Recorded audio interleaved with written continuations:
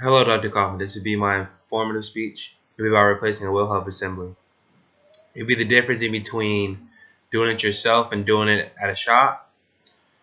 I can tell you right now, I've gone to a shop and told them to fix it for me. They told me it's $100 an hour and about a 2.5 hour job just to replace one wheel hub assembly. I found out that it's not a hard job to do, but you do need to buy a few things so that you could do it. The best way for you to know that it is your wheel hub is an annoying sound coming from the wheel. You don't know what that sound is. You just know that it's a whopping sound coming from the wheel. Now, you can get it fixed at the shop. Me, I prefer to just do it at home. It's a little bit cheaper, you'll save maybe $100.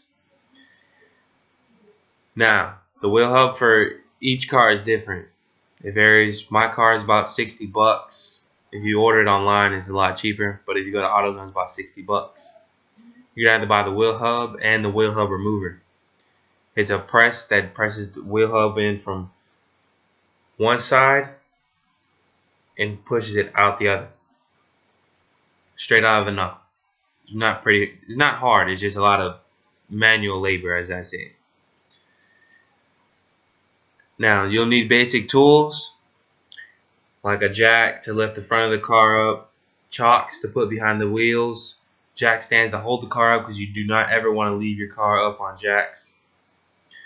You need a socket set, a ratchet, impact, an axle socket, bearing press, which you get from AutoZone when you go get your bearing, your screwdriver, cut-off tools, and a ball joint separator. You need the ball joint separator. You get that too, but most of the time you don't really need it. That's just extra work, just in case you can't get the screw off the knuckle.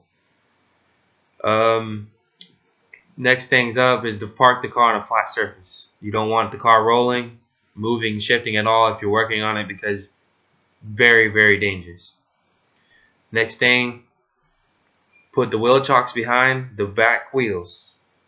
You need that so that the wheel doesn't roll or move anywhere, so that you don't have no movement in the vehicle. Before you lift the vehicle, you loosen the lug nuts. This makes your job a lot easier unless you're doing it with an impact, which I prefer because an impact makes your job a lot easier. You just call it a day. After you do that, you lift the car, put the jack stands underneath the pinch welds. How do you identify the pinch welds? It's the little metal pieces running down the side of your car. Sometimes on certain cars they don't have that, like Mercedes, they have these little blocks underneath there. You just put them on there and call it a day. The car's not going anywhere. Make sure you put the jack stands on that specific area where your car is specified. Once you have the jack stands in place, go ahead and pop the wheel off. Once you have the wheel off, start off with the brake caliper. You want to get that brake caliper off. Set it on top of the coil spring so that it doesn't move at all. The only way that it's going to move is if you bump the car and it knocks it off. Most time, you're not going to bump the car unless you're clumsy. Once you do that, you take off the bracket to the brake caliper. Set it on the floor. Make sure you put the bolts all back in so you don't lose any bolts. Once you do that, you take the cotter pin and the castle nut off. Those are both on the axle itself. Take the rotor off. Make sure the hub bolt is loosened because that's on there pretty tight. It's supposed to be torqued on there. Disassemble the hub assembly. There's a bolt that goes to the ball joint at the bottom, onto the bottom of the car. You need to take that nut off and remove the knuckle off the vehicle.